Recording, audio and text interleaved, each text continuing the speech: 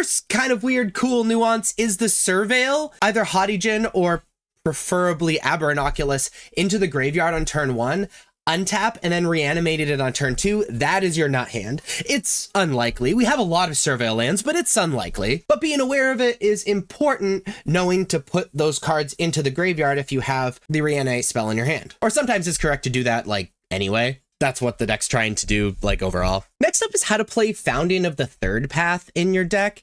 And generally, you don't want to read ahead with this card. Normally, you just want to start on chapter 1, cast something like Chart a Course or whatever from your hand with Founding of the Third Path, mill yourself the 4 cards, because remember, we want instants and sorceries and those creatures and all that stuff in our graveyard, and then do the third one where we exile target instant sorcery card from a graveyard, copy it, you may cast the copy. Now, understand that you don't get to cast it for free. You actually have to pay the mana on the copy in the 3rd chapter. That's very important to remember. And the situations where you might want to read ahead is if you really need a creature and have a reanimation in your hand and have the mana, you might want to read ahead to chapter 2, see if you can mill a creature so you can reanimate it. And then the only time you would want to read ahead to chapter 3 is if you're so far ahead you don't need the value and an instant sorcery card in your graveyard would seal up the game. Because remember, when you read ahead, you're kind of hemorrhaging that value.